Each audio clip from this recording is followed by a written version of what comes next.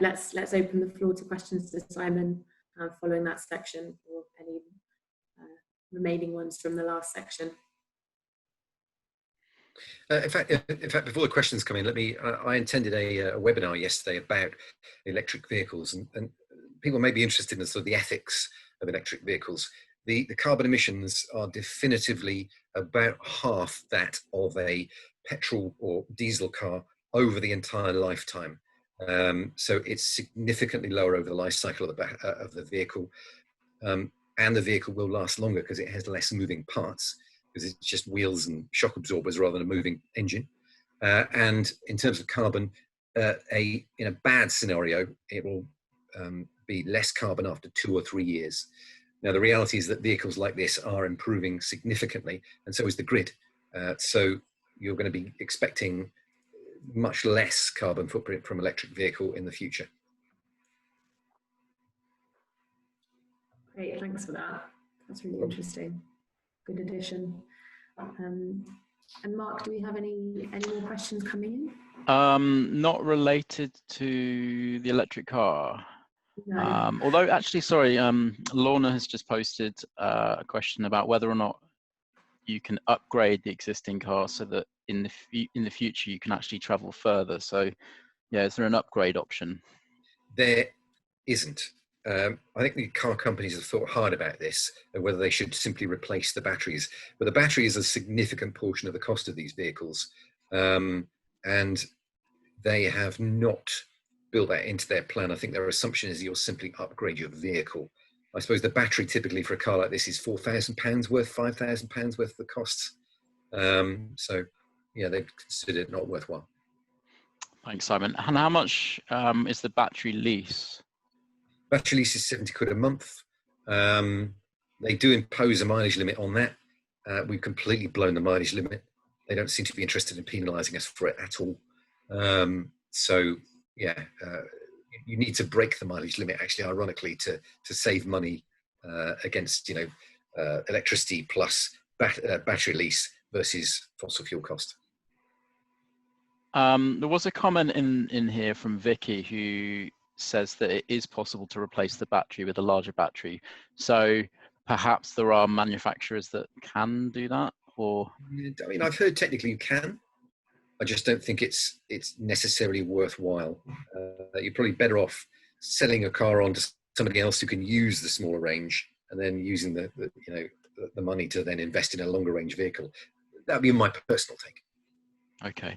Mick Dunk's asking if the footprint that you've quoted takes your 100% renewable use into account. Yeah, look, I mean, we'll have a no carbon footprint for our transport, really. Hang on a second. So it depends what he's asking about. In usage, our house doesn't consume any fossil fuels, or it doesn't release any carbon emissions, because the power and gas are all supplied from a 100% renewable supply, good energy for both power and gas. And of course, some of it's being offset by the solar array. And of course, the car is being fueled by that. So there's no footprint in usage. The car itself during manufacture will have a bit of a environmental footprint, depending on where it's manufactured and how. Thanks, Simon. I should say that if anyone actually wants to ask a question without typing it in, by all means go for it. Just raise your hand and I'm happy to unmute you, and you can actually speak on this call with us, rather than us doing all the talking. Hugh has asked whether you've considered switching to a tariff where your car charges at night when energy costs are lower, and then using it as a domestic battery at peak times. Yeah, we don't have a time of use tariff. So for me, it doesn't matter when I use electricity, it's always the same fee. That's something that I could switch to. And I'll probably consider that on my next electricity contract. And maybe I would replace the dumb vehicle charger with an agile one that I could then program all these options into, because some of the agile vehicle charger will program in the cost of the grid and whether you're generating energy from the sunlight to optimize your costs. So I might consider that. Probably if I got a new car, I'd make the move at the same time. Great, thank you. I don't think there's any others in the list at the moment, Bella. Okay, great. Well, let's keep moving then. The next section we were going to talk about is insulation and heat. We've got the video, Simon, but we thought just to break it up, if you wanted to talk about this, yourself, then that would be great. Up to you, really. You've put a picture up of our greatest sin, so to speak, which is the. Now this is a comfort project. I'm fully aware after installing it that this doesn't help my carbon emissions. That is probably taken up about 3,000 or 4,000 kilowatt hours of heat is generating over the year. So it's adding a bit to my carbon footprint. We try and use it as little as possible, but clearly it's a very pleasant thing to have. So that's our carbon sin, as it were. In terms of insulation and heat, condensing boiler, it's relatively modern. That's effective. We've got radiators all around the house, modest radiators in a lot of the rooms. We've taken one or two out because it's got so well insulated. I mentioned that I put a fluid into the radiators. You can get a simple 1 litre bottle of fluid a chemical that you can put into your radiator system, just directly into the system, and with a special nozzle, and that effectively improves the thermal performance of the water that's in there, which makes the heaters more effective. Now, I'm not convinced entirely by the science behind this, but it does have a lot of case studies showing 10% savings on costs, and a bottle is only 30 quid. For me, I got it for free because I knew somebody in the industry, but for 30 quid to save 10% of your energy costs, it's probably worth looking into. The one we used is called Endotherm. There are other products of a similar nature, and maybe you want to measure it. So that was interesting. Draft proofing, look, the double glazing is is effective. We've put in draft proofing strips where it's the older double glazing is less well fitting. The cheese survey helped us to spot the gaps. That's a fascinating project. I would say that what they do is they basically put a huge fan on your back door, draw out all of the warm air in the house, so that you then get all the cold air leaching in, and then that optimizes your chance to see the cracks, the black on the infrared, the black marks of where all the heat is coming in. So that is a really interesting way of finding out about that. It took 4 hours. And it cost us 90 quid, and then we spent probably 30 or 40 quid on materials to, foam insulating gun, things like that. So that will take a while to pay off, but it's a comfort factor, a knowledge factor. We've insulated the loft hatch. We put in 12 inches, 30 centimeters of rock wool insulation in the loft. Would have liked to gone sustainable, but the grants weren't available on the sustainable material, and they were really expensive. Carbon beads in the cavity walls, so they're like little tiny foam polystyrene beads. Not very sustainable, but they'll be there forever. And under the floor in the kitchen where we had a suspended floor, we put again rock wool, which is suspended with netting, which is pretty effective. So yeah, I think that kind of covers it for insulation. Oh yeah, and in between, in the garage roof, we put in insulation as well because we need the sound insulation from the main bedroom, and that was just Celotex, just big blocks of Celotex. Great, thanks, Simon.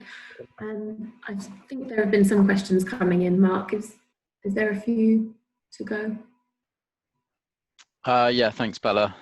Sorry, I just had to run and check on my my cooking, my dinner. Multitasking, very impressive. Multitasking, yeah. So another I think, I'm not sure if this is a question from Hugh.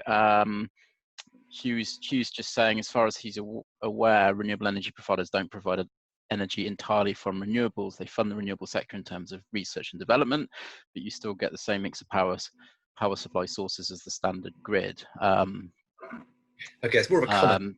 Yeah, it is. So yeah, I think this is purchasing certificates rather than actually building a wind turbine. I think that's the... Yeah, and it's an interesting point, and I'll kind of try and deal with that one because it's more of a point than a question. The Good Energy and one or two others commit to having all of their energy generated by themselves as much as they can. So good energy, and I think Ecotricity will say, you know, your energy will be generated by a renewable energy source that we finance and support. So they're good options to do that. Others simply buy credits from renewable energy farms around the UK. So I'm less convinced that they're actually doing anything to support renewable electricity generation. Gas is problematic. You can get gas from biomethane and anaerobic digestion plants around the UK. There are some of those. Everybody probably knows about the poo bus, as it's called in Bristol, where they generated gas for the bus fuel from the methane from the sludge, sewage sludge. So you can get those kind of plants. So about 5 or 10% of the UK of our gas comes from that, and the rest good energy do by investing in offsetting projects, low carbon heat in other countries. Thanks, Simon. What I'll do is I'll also put a link to a article that I've read recently on the Which magazine website. So this is the consumer magazine Which, just talking about this in a bit more detail for people within this webinar who aren't as familiar as you are. It's not that exciting, but it's useful to learn about, certainly. Yeah, there's another magazine called Ethical Consumer, which specifically focuses on purchasing things ethically, and it has a section on electricity and gas providers and goes into their sort of human rights links and, you know, their sustainable supply chain. It makes a rounded picture of the ethical choice of who to buy your gas and electricity from. Perhaps I suggest that we can send around, we'll be sending a follow-up email to all of the attendees after this. So we'll include a few of the things that we've mentioned in this, including links and products and, links to further resources and stuff. So we'll follow up. So another statement stroke question here from Jim Phillips. I run a Leaf which can time when it takes charge as opposed to a smart, which can time when it takes charge as opposed to a smart charger. EDF does a nighttime and weeknight electric vehicle charge tariff. So I think Jim is saying that his car is a smart car essentially, and it can. Yeah, I think there's some cars that are able to do now. And that's just a part of a moving market. It's a really interesting market space. You know, fundamentally, electric cars, the total cost of ownership, I've mentioned the carbon is less than half, the total, including the manufacture and the movement of the oil, actually, and everything, all that good stuff. But the total cost of ownership of an electric car now is lower than any other vehicle. The most expensive car from the point of view of ownership is a hybrid, because a hybrid has 2 engines. And you're still having all that extra manufacturing, and you're still using petrol. So if you want the cheapest version, get yourself an electric vehicle. The next cheapest is petrol, which is obviously all the carbon. Brilliant, thank you. Mick Dunk's just pointing out that Good Energy and Ecotricity are 2 of those suppliers that don't purchase those certificates. They invest in the infrastructure. Rob's asking, are there any smart controls on your boiler and or your radiators? No, this is the smart controller.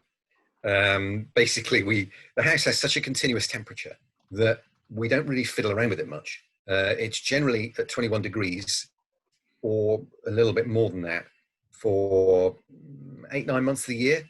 Occasionally in winter, we just poke it and say, work a bit harder. It's just basically a timer. I thought about the charging, about the flexible building control systems, but what I've heard is essentially you end up fiddling more, and what you do is you get better comfort, not better energy bills, because you end up you tinker with it all the time. That was the anecdotal evidence I've heard. Thank you. I think that's all the questions that have been asked so far. So lovely. Well, that's good for our schedule, because it means we can move on to talk about Simon's next installation. So to talk about the garage conversion. So we can either play the video or you can talk us through yourself, Simon. Well, I'll tell you what, I'll just ask Effie. Effie asked a question about the Celtex, which I think we've missed out on. Effie, I don't know, I'm afraid. I could say yay big. I mean, probably 6 inches, because that's probably the gap between the floor of garage and the ceiling, sorry, the floor of the bedroom and the ceiling of the garage. That's a rough guess, I'm afraid. But yeah, sorry. So you want to talk about the garage conversion? Oh well, there we are. Handy. Let me talk about it rather than do the video. So this room was it was a, I don't know, a 4 meter by a 6 meter garage. Essentially, the building was a sort of a 3-bedroom house for the first, I don't know, 10 years of its life. And then somebody bolted on an extension, which included this garage where this space you can see where the chairs are. They bolted on a garage and a bedroom above it with a very small ancillary room. Those rooms were useless. There was no insulation between the garage below and the bedrooms above, so it made for an uncomfortable experience. And we wanted the extra space. We had a pokey little kitchen. So we adapted the garage. We were able to work with the limitations of the space because it wasn't a very high ceiling. We were still able to put in, ceiling insulation, cavity wall on the what you can see as the left side, and the wall on the right was a cavity because it was originally the external wall. And underneath that engineered wood floor is the suspended wire wool, glass wool rather, insulation. So this is one long room. The bifold doors at the end fold out, so you can literally move that table out straight onto the decking beyond and have a kind of an outdoor dining experience. The radiator you can see is very small. That is 1.5 meters long by about 30 centimeters high. It's not big, but that room is a decent temperature. So that just shows you the effect of good insulation properly done in a room. And in addition, at the other end of that room, there are Velux windows, which give us some passive light. So there's less need for lighting. So yeah, it's functionally a very useful room. And I think it benefits from the fact that if you're in a kitchen diner, you've spent your time cooking. And so that warms up the room a little bit as well for when you want to use it. So yeah, it's a airy, light, comfortable room. I feel like an estate agent selling my house. I'm sold. I'll have it. Thanks.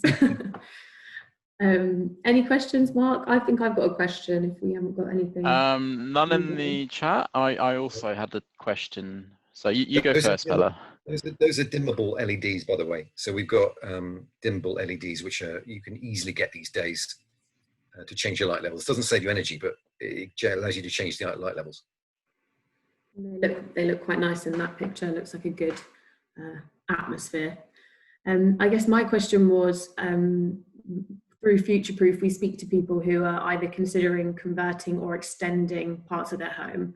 And I just wondered, kind of from your experience, what would be some of the, not quick wins, but some of the things that you could quite easily incorporate into projects that you already had planned, for example, a loft conversion or a garage conversion, that could make it, a lot more energy efficient quite easily.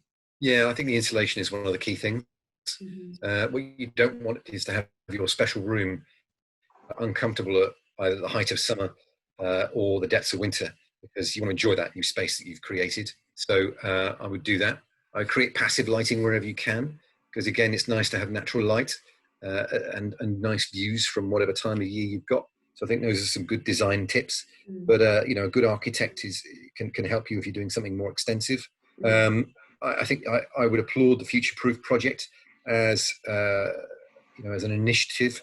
It would have been useful if we'd had something like that. What we did instead was go for a well-known local eco-architect called Lucy Pedler.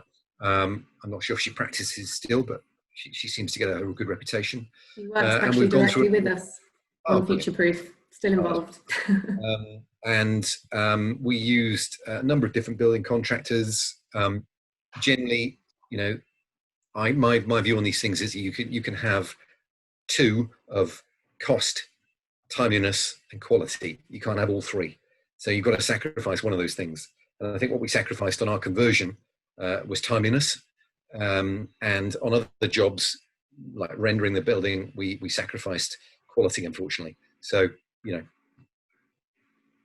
Lessons learned. Yeah, lessons learned. But if you find a good building contractor, stick to the light glue. Oh, well, And that's hopefully in the, future-proof we'll be able to link people up with good that's what I was gonna builders. say, yeah, that's something that we're able to provide through Future Proof, as well as you know, this advice and impartial support on helping you with your project.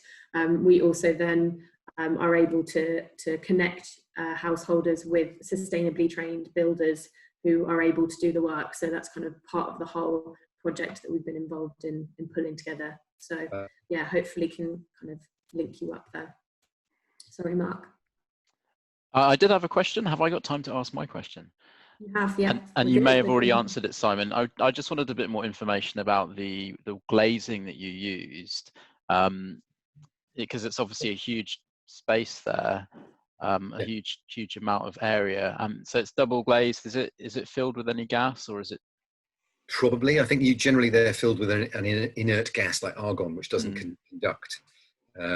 So I can't remember where we got these from. I think my wife's stalking this this webinar, so she'll probably send me the link. I think there are a couple of Bristol doors based in Ashton, Bedminster Way. Now, my tip on the doors, by the way, when you're fitting any doors like this, is do not get a builder to fit the doors from a door company. Get the company who construct the doors to fit them, because every builder thinks they can fit these things, but it can be very problematic in getting just the right fit for these, and it can be really awkward and require lots of retrofit costs and hassle. So I would definitely use the company to provide you with the doors for these. They're only double glazed. Triple glazed is significantly expensive. Double glazing is never really a cost saving initiative. It's a comfort initiative, really. Great, thanks. So there's a few more questions from the audience. Tom Broughton is asking if you considered underfloor heating, and Elaine is also asking about the floors. Did you install underfloor insulation yourself, and was that difficult? So a question about underfloor heating and also insulation. Yeah, underfloor heating, we thought about it, but given the space we had, you've got a suspended floor here. So given the space we had, you would have had to put in electric underfloor heating, which is damned expensive. And therefore, you know, not a great decision from a cost point of view. The wet underfloor heating systems are better where you are, where you've got solid floors, I guess, when you're resting on the floor, and then you stick insulation under the heating. So yeah, neither of those really stacked up. But the reality is, we've got one small radiator in there. You know, it doesn't need a lot of heating because it's insulated and it's got some solar gain. Nicola, who I know actually was also asked a question. It's a cheese survey, Nicola. It's CHEESE. Yeah, the cheese project, I think it's known as. You look it up online. We'll send them around afterwards as well. Yeah. We'll link to the cheese project. And I think your stalker's commenting in the chat. So yeah, Vicky's just posted a link to the company that you used, I believe. West End Windows. West End Windows, yeah. Mick Dunk's asking about whether or not if he had fitted triple glazing, he would still have the issues that he's got with condensation. So he gets condensation on the inside of new patio doors, and they're double glazed. Yeah, sure. Would that still happen if he had triple? I don't know. Are you an expert on this, Simon? Right. Okay. So to put it in the context, then, the insulation factor of double glazing is the same as a single brick. So it's pretty poor in terms of thermal performance, even though it's double glazed. So what you're going to get is a degree of heat transfer. One would think that with triple glazed windows, you'll get less heat transfer and therefore less condensation. So it should perform better. It's an expensive way of solving a condensation problem, though, I would suggest. I was going to come in on that and suggest the same, Mick. I think that's more of an issue with ventilation. That's my experience. And I'm sure, Mick, you've been on home visits with me where we've encountered people with that problem. So I would be looking more at ventilation before improving the glazing if it's already double glazed. That's my take on that. Hugh Ross, okay, Hugh's just making a statement that underfloor heating is ineffective unless you have a floor with a substantial thermal mass. Yeah, that makes sense. So a solid Yeah. floor can contain the heat and hold Yeah. it. Yeah, makes sense. Yeah. Okay, Bella? Great. Well, should we move on to the next section then? We're talking about some of the other measures that you considered and possibly dismissed along the way. Yeah, I reckon again, that's another great. video here where you can talk about Yeah, it. let's do the video. Okay, great. Yeah, give your voice a break. And my tech has to work now. Ideas that we considered and dismissed. Rainwater harvesting, we thought about that. That essentially means that you take all the rain that falls on your roof, collect Oops. Of course. it in an underground tank, which is hygienic because it stays the same temperature and is sealed. And then you pump that water back in for use in toilets and washing machines. So it's not potable water, but it's perfectly fine, soft water for those purposes. That, although we had the guttering and the downpipes and the electric pump installed to make that happen, the sheer cost of digging up and installing the hardware under our driveway compared to the amount of savings you make on your water, because it would only produce about a third of our water, just makes it not viable. And then a heat pump. Heat pump essentially takes the principle of a refrigerator, where in a refrigerator you've got a motor that is extracting heat from inside your fridge and throwing it out the back, so your fridge gets colder. What a heat pump does is it extracts heat from the outside air or the outside ground and throws it through radiators into your house. And from our point of view, this could work because we've got a well-insulated house. However, we'd have to significantly replumb the house for it, too many pipes to change, and so that wouldn't be cost effective for us. Yeah, so those are some of the things that we considered and dismissed. I mean, believe me, I would have loved to have the rainwater harvesting just from a sustainability point of view. It'd be a really nice integrated way to look at things. And I think somebody's asked about water butts. We aren't big gardeners, really. Well, I'll speak for myself. My wife's a bit of a gardener, but we're not really big gardeners. So we could take that water and use it for watering the garden, but it's not one of our priorities. And, you know, other people might want to take advantage of that sort of thing. Now, bear in mind, you know, the cost of altering the guttering was probably a 4-figure sum. So there's a lot of money to get rainwater for your garden. Having done it, could we do it? Maybe, just not a big priority for us. Thanks, Ivan. So Mick has responded to my recommendation that it's more to do with ventilation than changing your glazing, and he agrees with me. So thanks, Mick. We've actually got someone in the audience who wants to ask a question, I think, Rob. So Rob, I'm going to unmute you. Perhaps you've put your hand up by accident. If so, that's fine. You don't have to ask a question. I was just going to make a point about the double and triple glazing issue. Okay, sure. We live in a house which is only 5 years old, so it came with double glazing, as you'd expect. And on a winter's morning, there is condensation around the perimeter where the seal is between the two panes of glass. I asked a local company who did do some work for us elsewhere in the house, and I thought they were good. I trusted them. If triple glazing would solve this. And the guy was very reluctant to say that it would if he made triple glazing units that would fit the existing frames, i.e. They would be rather narrow. However, he said, if you fitted a new window frame with triple glazing properly made, that would cure the condensation issue. Interesting. Thank you. Yeah, thanks for that contribution there. That is interesting. And actually, let me draw up a bigger point here, right? There's something that we haven't really mentioned here. That is that if your priority is carbon emissions and saving the environment, there are different ways of solving that problem. You know, clearly you can put in solar panels, you can buy a car, and so on. But fundamentally, if your mission which is kind of my mission now, is to sort of improve and save the planet, or minimize your impact. It's worth thinking about how much money you're spending per ton of carbon you're getting rid of, because spending 14 grand on a solar array to get rid of a third of my electricity bill wasn't a cost-effective way of getting rid of my carbon emissions. Spending a third of that to get rid of all of my transport emissions, or the personal mileage, was effective, and probably insulating, just being a couple £100 to get rid of a few percent of my heating bill, 10% of my heating bill, let's say, was also effective. So I think it's a really good lens to look through these things.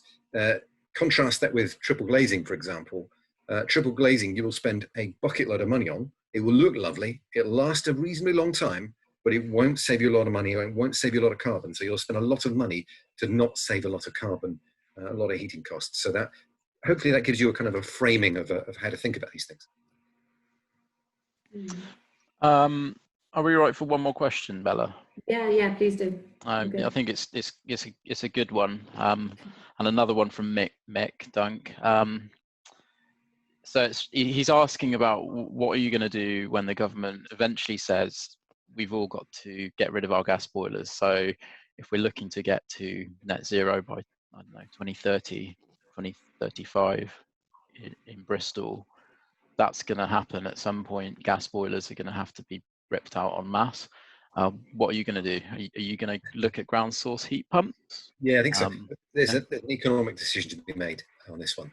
So the government's regulated there won't be any new gas boilers installed in new properties from like 2025. But that's only 1% of the market. For anybody else, if you want to have a carbon zero Bristol by 2030, you need to get rid of gas boilers. And the council has two solutions for this, which is that they're going to put in heat networks. So the council's going to put in heat networks, and they've started investing in this. So that's one giant engine that pumps hot water around different properties. That will largely get rid of gas from the system, apart from cooking. And the other is to install lots and lots of heat pumps.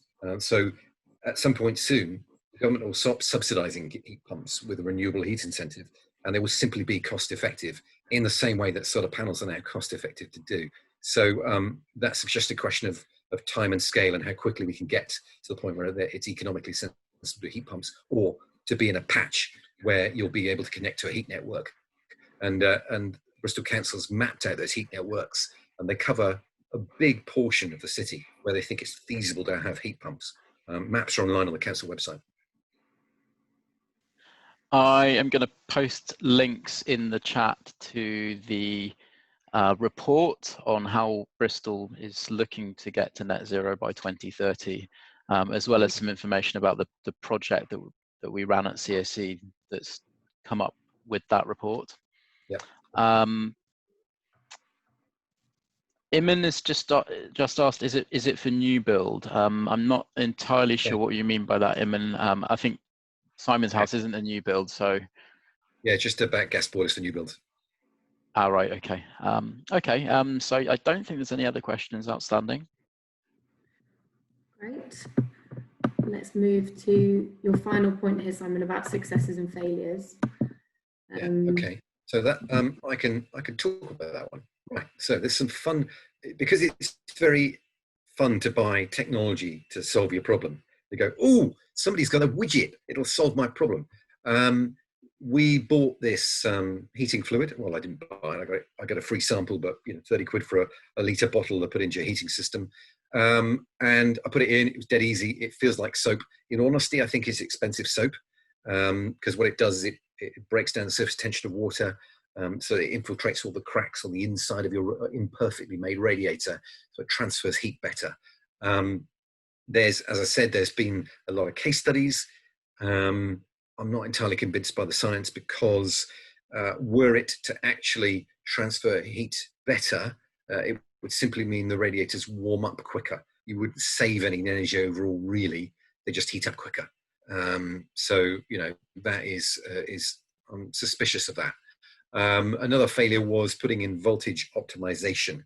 Now, quick bit of science.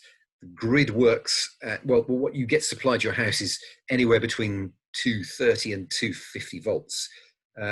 All of the kit electronics you have in your house will work at 220 volts because it's designed for Europe, which is a 220 volt supply. That differential of 220 to 240-ish is essentially power hungry, because volts in this case equals consumption. So you can step down the voltage in your house from the grid supply by putting a mini transformer next to your electricity supply. We did this. It probably cost us 300 quid. And it failed after 3 years. And again, the supplier had gone bust. They were called V-Phase. I think there's more of them out there at the moment. But really, those don't have a great effect. They effectively only step down the voltage for a few of the loads in your house. They don't work on kettles or anything that requires amount of energy put into it. They don't work on LEDs. So is it a big loss? I don't think it is. On a commercial scale, a lot of people are very skeptical about voltage optimization now. So I'd question whether that's worthwhile doing. Successes, some of the small things really. The Sheila Maid, as we call it. So this is the internal washing dryer, drying line. You literally, that would probably cost 50 quid to buy and install. You hoist it up, clothes get remarkably dry, remarkably quickly, just by dint of being high up in your room. So that's a really simple one. Drying your clothes on a line, God, it costs you nothing. So that's that's really worthwhile. It's a habit.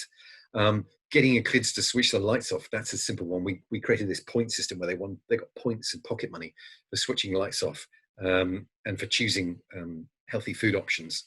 So you can do those kind of things. Those were good. And the insulation tape, draft proofing doors, cheap, self-applied, worth doing. So those are all worth doing. And the car, I think, just for the sheer impact of decarbonising your footprint.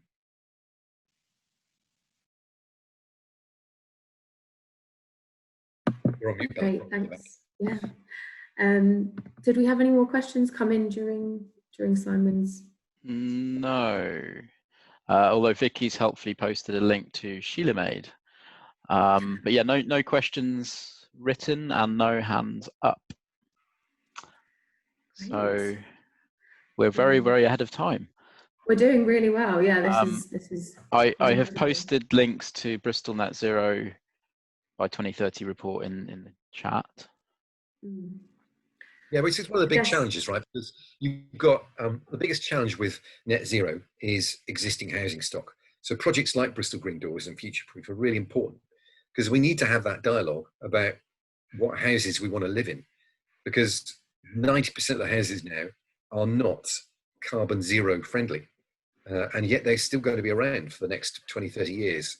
So we need to be having these conversations about what's possible, what's practical, and how we do it. I've put a lot of effort and time. I'm an early adopter, and my house isn't carbon zero. It needs that heat pump to get it much, much closer to zero carbon. So I'm interested. We've got some an educated audience here today. If anybody else has got any views on some interesting ideas to pursue zero carbon houses.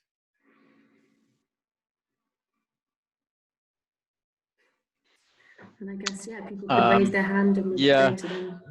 I'm not seeing any hands up at the moment, but yeah, please, by all means, put your hand up if you've got anything you would like to contribute. I guess we're opening up to the floor at this point.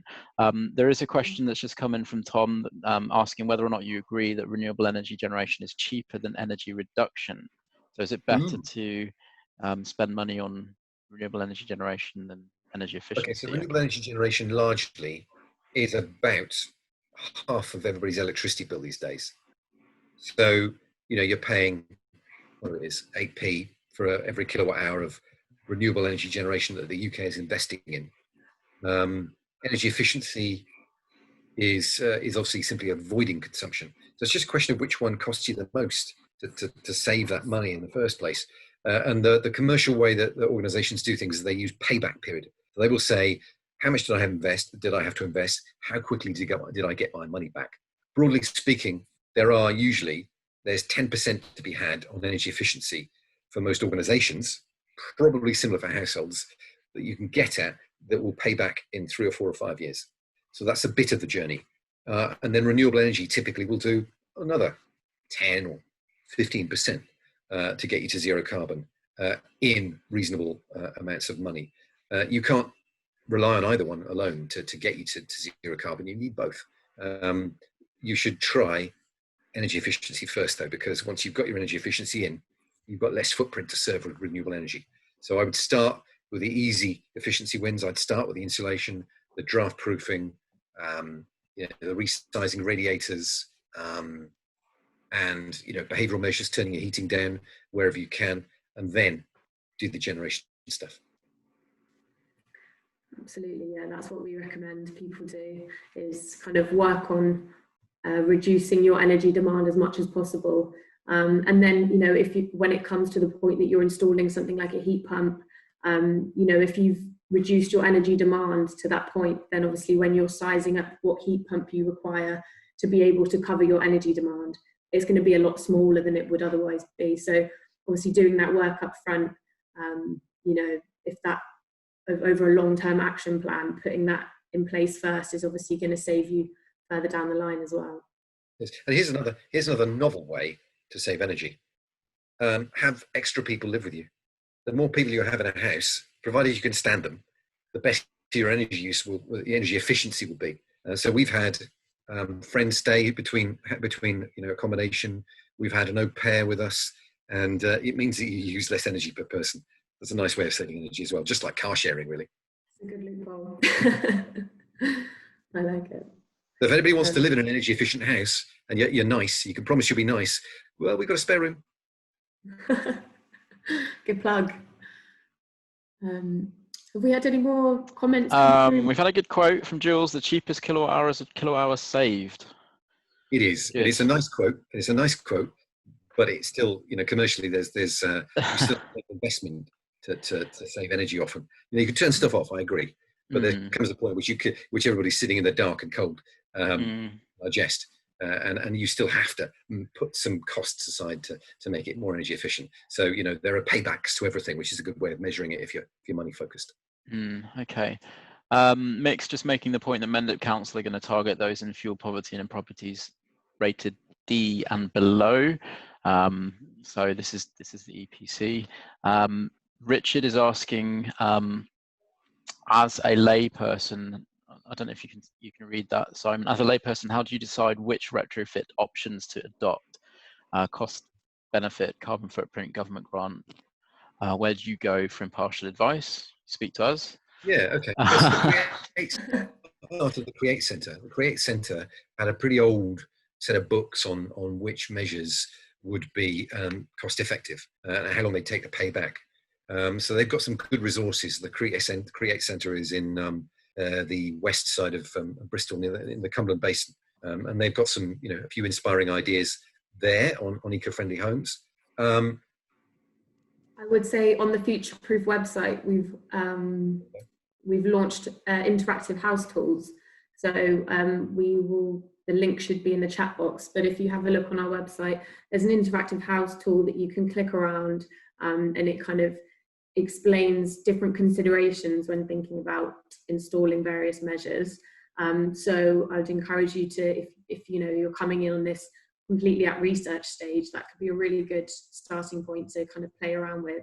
And then, contact Future Proof, because we're here for kind of an independent, impartial support provider to talk through, whether it's you're thinking about cost savings or you're thinking about carbon savings. We'll kind of talk through what would work for your house and kind of your lifestyle needs and your budget. We're able to kind of help you put together a plan for how to go about it, really, and talk about those carbon savings and things. So kind of a bit of a impartial supporter there to help you through it. And like we said, we're obviously working with builders in the southwest and the west of England who, are equipped to be able to do all of this work, which is, really the thing that I think a lot of people have been missing is those really well-skilled builders who can do this work. So I definitely encourage you to get in touch with Future Proof so we can link. Well, I think, and Bella, you've not mentioned yet something important here, which is that Future Proof isn't a cost to the person using the service, is it?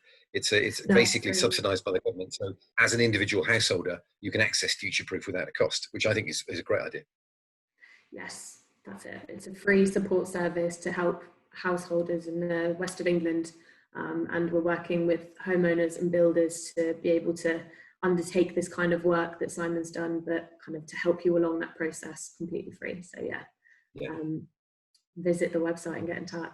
Yeah, which is great. Going back to Nicola's question about a boiler, yeah, that's troublesome. It's an involved question, Nicola. Future-proof can help. You can speak to me because you've got my number anyway. You know, there's a bit of engineering and work to think about that one.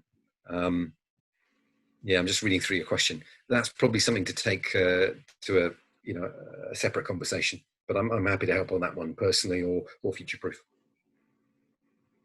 I think that that is an issue that I encounter when I'm speaking to people about whether to go for a gas boiler or a renewable option.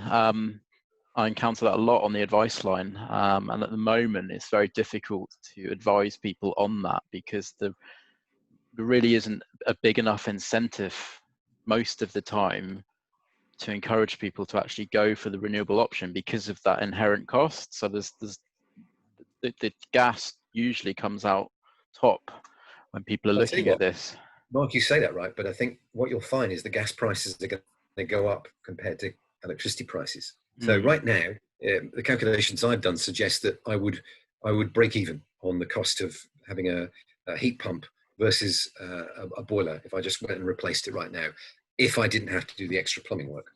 So if you got, if you can just put it in without the plumbing, then you'll break even. But gas costs are already starting to go up because they're getting more taxes on them because the government wants to decarbonise gas and heat. So you'll find that if you do it now, you'll be glad in a few years' time that you did so, I suspect. But, that's speculative and people don't necessarily want to bank on that. No. And it's difficult to give impartial advice on that because, like you say, it's speculative. So it's kind of saying, well, decide what you think is going to happen and spend the money.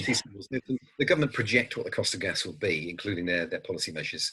And you could project it for people and say, here's what the government suggests that the costs will be. Future-proof help council tenants, Effie's asking. Effie, I'm guessing you're talking about Bristol City Council tenants, in which case, no, they don't, but there is a project based in Bristol which is set up specifically to help Bristol Council tenants with energy advice. The thing with councils and housing association properties is that they are responsible for the property, not the tenant. So the tenant's really limited in what they can actually do to improve the property. There's behavioural things they can do. There's small measures that they can fit themselves. But when it comes to significant things like we've just been looking at in Simon's house, really not up to them. So it's the council, the housing association that takes that responsibility, and they have got standards that they need to adhere to, the decent home standard, and they have a health and safety rating system to work out whether or not the property is meeting that standard. And generally housing associations and councils are quite good at making sure properties are up to certain standards. But in terms of advice, again, our advice line, council tenants, housing association tenants, private tenants, everyone can contact us and get this advice. And there's lots of projects that can provide additional advice and support beyond that as well. So if we identify someone that needs more support with, I don't know, high energy bills or debt or condensation or mold, all these sorts of things, then they can call us and we can help. I don't think there's any more questions. Sorry, Rob's got his hand raised again. Do you want to go for that, Rob? I've just seen Rob's question, actually. Yes, sorry, Simon. That question is something I wanted to ask, but I just wanted to talking about suppliers, I just wanted to make a rather disappointing observation, really. We have a 5.3 kilowatt PV array and a 10 kilowatt battery, and we have an electric car. Nice. During April and May, the fabulous weather we had, we didn't import any electricity from the grid at all. It powered the house and the car. But our bills are still disappointingly high because Ecotricity charge such high standing charges. Yeah. We are paying them regardless of the fact we're not using electricity. Yeah, yeah, that's frustrating, isn't it? And no, they often charge, they increase the charge if you decide to take the EV tariff, because the EV tariff implies you're going to be sucking a lot of juice, so they want to charge you more for that overhead. So yeah, it's disappointing. On the rendering, Rob, we had the rendering done about 6 months ago. We were pleased with it. I had some of it done originally in lime because that's more carbon friendly, but it was a bit patchy on the look. We then had put some very durable, less environmentally friendly render on recently, which has increased the thickness, probably an extra 2 or 3 inches on the outside. And it looks nice, and it was very robust. It'll last a long time, probably improves the thermal performance a tiny bit, but they did a crummy job. The render looks nice, but they threw it all in the garden, so they destroyed quite a bit of the garden, which was displeasing. Hence, you know, I think if Futureproof can demonstrate it's got good contractors on their side, then, you know, that's very much to be welcomed. And by the way, as a whole, I would say to everybody, you've asked some great questions, and this route that you're going down tonight of collecting understanding and knowledge about how to improve your house is the number one thing you should do first, is understand the problem, think about what you want in terms of comfort, in terms of cost, and in terms of carbon, and that will help inform, you know, the measures you can deploy. So keep digging for information, and you'll come up with solutions you're pleased with. Great point, yes. Do we have anyone else that's got questions? I don't think so. I was just going to say, Lorna's just pointed out that I didn't make it clear that that advice I was talking about is not just for Bristol. It's for Bristol, Somerset, Wiltshire, Dorset. So we cover a huge area. So it's not just people that live within Bristol that can get in touch. So thanks for pointing that out, Lorna. Again, we can send around all of that information afterwards. Yeah. I mean, I think from my perspective, Bella, we've had some really good input from people. Might be a good time to sort of get people's opinions and ask them to provide their feedback. So, you know, the next Green Doors virtual session could be even better. I was actually just about to mention that. As you say, Simon, it's really, really useful for us to get feedback from people, certainly given that it's our first attempt. So there's certain things that we've done here that we're interested in whether or not they've worked. So, for instance, do you prefer videos, or do you prefer the person talking about it, or do you like the mixture? So I'm going to include a link within the comments, and it's a link to a survey. And if you could fill that survey in, it won't take long at all. It takes maximum 5 minutes, and it would be really helpful for us to get some feedback.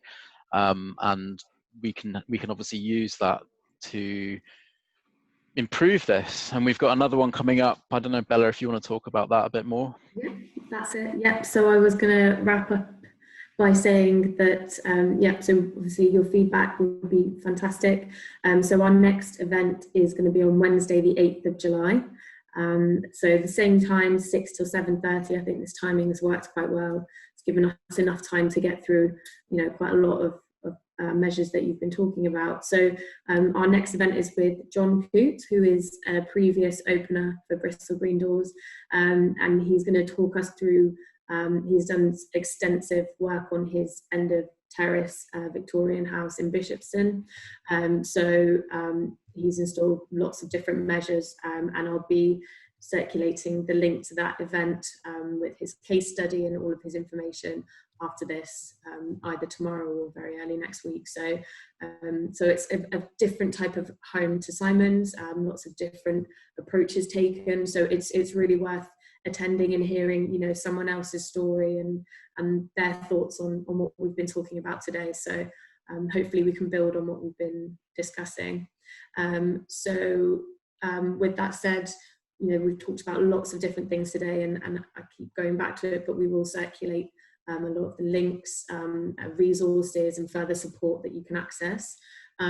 Obviously the main source of that is Future Proof. I've mentioned it lots of times, but that's just because it's wonderful that with these Bristol Green Doors events that we can actually have something that allows you to take action now, and that's kind of by getting in touch with Future Proof and talking about what your motivations are and what your goals are for your home, and allowing our advisors like Mark, who, you know, understand what you want to achieve and can help you kind of weigh up those different measures and think about what action you can take on your home, and what's going to be the best for your budget and your lifestyle, the best course of action. The website is futureproof.uk.net. You can email us or call our free phone advice line, and as I said, it's all free advice and support. So even if you just get in touch to ask a couple of questions, then it's worth doing. And then the big bit of it is that we've got this amazing network of contractors and builders in the Southwest who are able to do this work and do it to a high quality. You know, we've worked with them to deliver lots of sustainable training practice. So they're already the kind of pioneers in this work. So, you know, we're very proud to be able to work with them. So yeah, it's a great service, and definitely encourage you to take action there. Are there any more questions? I can see the chat box popping up a little bit. It's mainly just people saying thank you. You've done a good job. Very interesting, informative. Well, it's been really interesting. Thank you, Simon. You've adapted to this so well. And yeah, it bodes well for the series that this has gone relatively smoothly without too much issue. So yeah, thank you again, Simon. It's been really interesting. No, I mean, and well done for not swearing, because I know you swear all the time. So